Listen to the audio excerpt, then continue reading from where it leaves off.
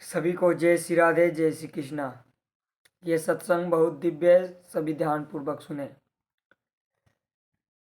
एक प्रश्न रहता है सभी के अंदर कि हम नाम जप कर रहे हैं और एक देखा जाता है कि जो नाम जप नहीं कर रहा है।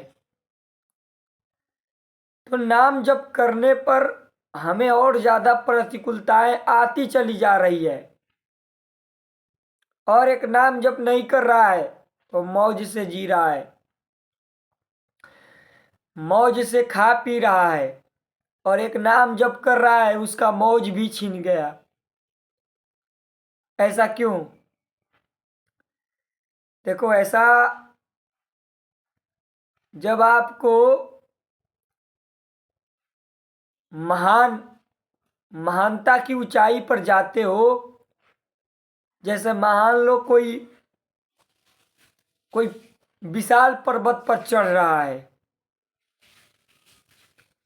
हिमालय पर कोई चढ़ रहा है, तो हिमालय पर चढ़ने पर और एक नीचे खड़ा होकर देख रहा है, वो केवल उछल कूद रहा है, इधर से उधर कर रहा है। और जो हिमालय पर चढ़ रहा है तो लगता तो है कि हिमालय पर चढ़ने पर बहुत मुश्किल है, कष्ट आएगा, दुख आएगा, तकलीफ आएगा, पर जो चढ़ रहा है उसको दुख तकलीफ आ रहा है पर वो आगे बढ़ रहा है, आगे बढ़ रहा है। तो क्या होगा?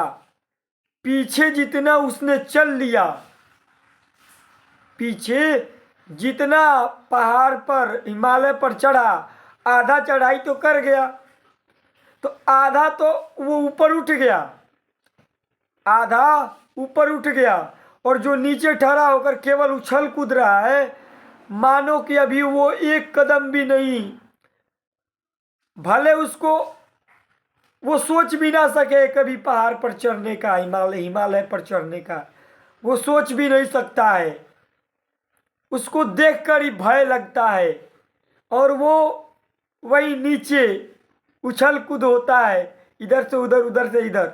और जो चढ़ रहा है, भले उसको कोई प्रकार के तकलीफ आता है, भले लगता है कि शरीर ऐसा हो गया, भोजन भी घट रहा है, फिर भी वो हिम्मत बना के चढ़ रहा है पर्वत पर।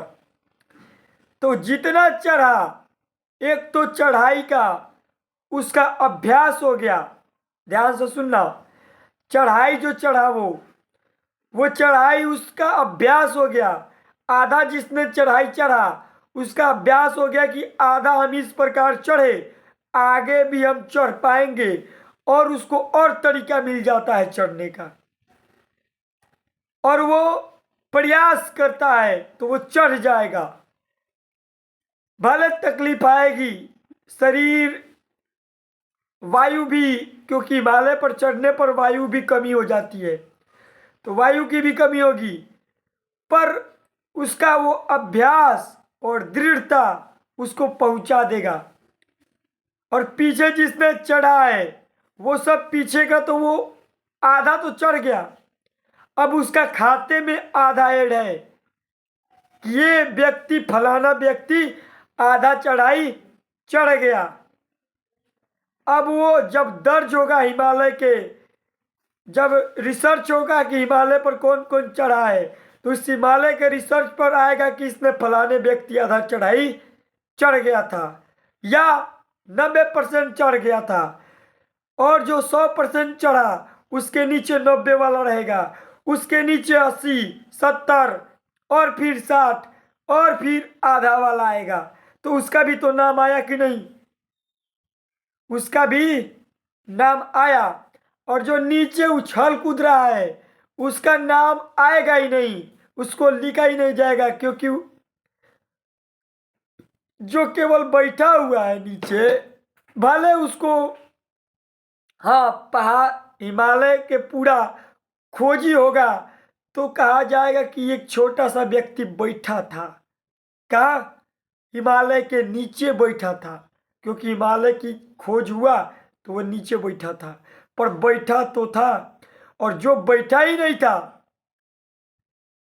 हिमालय से कोसों दूर है, हाँ वो अपने, तो उसका कुछ भी नहीं होगा। वो तो ये जो हिमालय के नजदीक हिमालय पर चढ़ाई का है, वो जब भी हिमालय का खोज होगा तब ये सब का होगा। और जो चल रहे हैं भक्ति मार्ग में, नाम जप में, तो आप मानो आप भी भक्ति मार्ग में एक भक्त के कैटेगरी में आ रहे हो। भक्त के कैटेगरी में जब गिना जाएगा तो गिलहरी को राम जी के, जब राम जी का रामायण का स्मरण किया जाता है तो गिलहरी का नाम आता है। आता है कि नहीं? आता है। ऐसे ही भले आपको कष्ट लगा, गिलहरी को कष्ट नहीं लगा क्या? पानी उठाना, ले जाना, और तो क्या हुआ? ऐसे ही जब भक्ति कर रहे हो, कष्ट आ रहा है, दुख आ रहा है, कोई बात नहीं है, वो पाप का कर्म है। पाप तुम्हारा भस्म हो रहा, आधा चढ़ाई चढ़ गए, आधा नष्ट हो गया। 90% चढ़ गए, 90% नष्ट हो गया। 100% चढ़ गए, पूरा नष्ट हो गया। 100% चढ़ जाने पर मन पवित्र हो गया, पूरा नष्ट हो गया, मन भगवान में लग गया। अब कोई भी पाप कर्म, संचित, प्रारब्ध, क्रियमान, ये 3 कर्म ही होता है।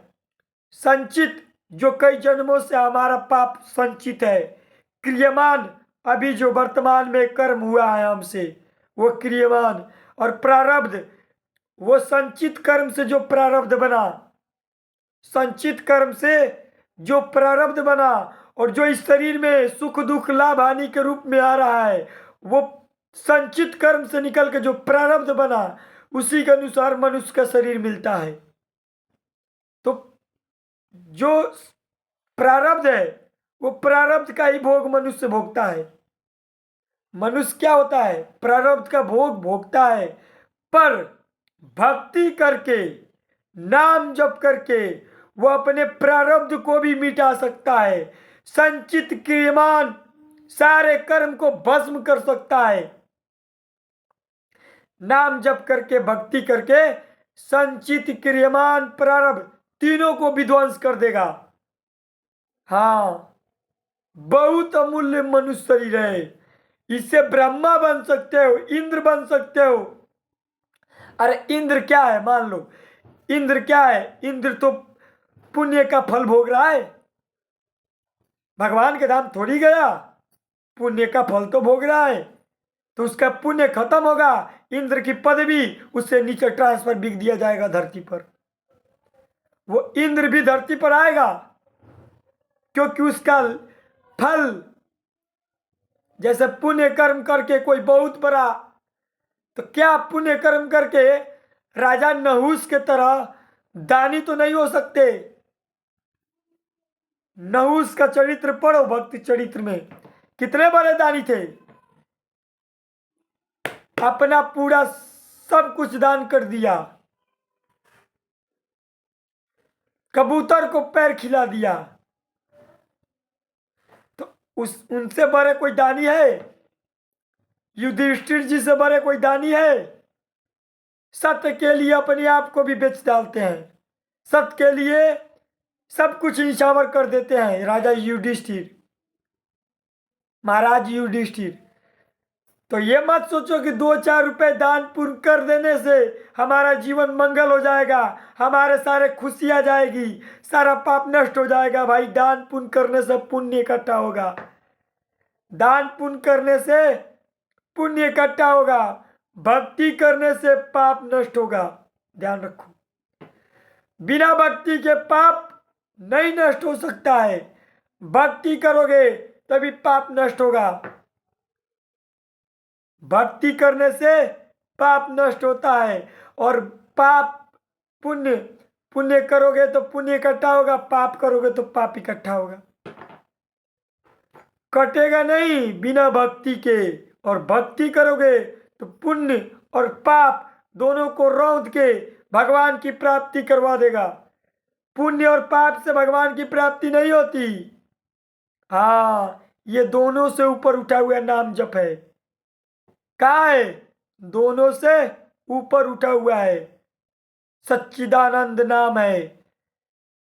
पुण्य और पाप नहीं कि हाँ ये हो सकता है आप तीर्थ गए, दान पुण्य किए, यज्ञ किए, फल, तो इसका फल होगा सुकृत। पर सुकृत तो आपके प्रारब्ध क्रियमान संचित कर्म को नष्ट नहीं कर सकता है।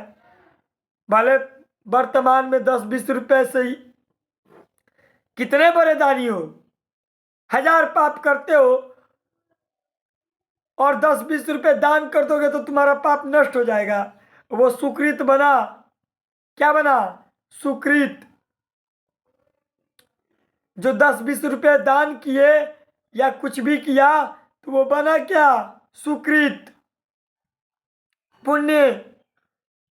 तो पीछे का पाप जो है वो तो नष्ट नहीं हुआ, उसका फल तो भोगना पड़ेगा। अवश्य में भोक्तव्य कृतम कर्म शुभा शुभम, भोगना पड़ेगा भाई। तो इसका अब क्या हमें भोगना ही पड़ेगा? नहीं, भोगना भी नहीं पड़ेगा। हाँ, शरीर में आएगा पर महसूस नहीं होगा। भोगने का मतलब क्या है? हम सुरक्षित हैं, शरीर में आए, हम तो सुरक्षित हैं, हम तो कई जन्मों से सुरक्षित हैं, हम तो सुरक्षित ही है। तो ये शरीर का कर्म है, शरीर भोग रहा है। शरीर पाप किया था, इसको भोगना पड़ रहा है तो भोगे, हम थोड़ी भोग रहे हैं। हाँ, ये सर जाए हमें क्या? तो इसको अपना माने हो। अपना मानने का अर्थ क्या है? इंद्रिय जन विलास करना, भोग विलास, इंद्रियों के द्वारा भोग विलास। और जब दुख आता है तो चिल्लाता है क्या? अरे मनोरंजन कर रहा है बैठ के। एक तो मनोरंजन और दूसरा जब कष्ट आता है तो चिल्लाता है। पाप कर्म का दंड अवश्य में भोक्तव्यम, ये लिखी बात है, भोगना पड़ेगा। बड़े बड़े महापुरुषों को भोगना पड़ता है। पर शरीर में आएगा, शरीर में भगवान के आश्रित रहोगे, महसूस नहीं होगा, महसूस नहीं होगा, भले आएगा। ये जो भी मनुष्य शरीर में दुख सुख मिलता है हमारे कर्मों का परिणाम है। ठीक है, जो पाप कर्म किए हो वही शरीर भोगता है। तो शरीर को तो भोगने दो, तुम सुरक्षित रहो, भोग लेने दो इसको, और तुम भजन करके भगवान को प्राप्त करो। ये शरीर जर्जर हो जाए, मलमूत्र है शरीर का जर्जर। देखो ना, संसार में ऐसे ऐसे कर्म का परिणाम आता है। यही जीव जब पाप कर्म करता है तो इससे बहुत मजा आता है, और जब परिणाम आता है तो चिंका भी नहीं सह पाता। चिंका भी, जब पाप कर्म का परिणाम आता है तो ये भी नहीं सह पाता और नष्ट कर देता है शरीर को। दुर्गति भाई, दुर्गति हो गई। पाप का परिणाम आएगा भाई, ये ध्यान रखना, ये भोगना पड़ेगा। मनोरंजन मत करो। तो 3 कर्म होते हैं, संचित, क्रियमान और प्रारब्ध। क्रियमान अभी जो कर रहा है और सुरक्षित दिखाई दे रहा है, हाँ, उसका आगे का देखना, देख लेना, आगे आगे देख लेना, दिखाने लायक बचेगा नहीं। अभी का और पीछे का, अरे पूरा अभी रजिस्टर भरा हुआ है। कहाँ?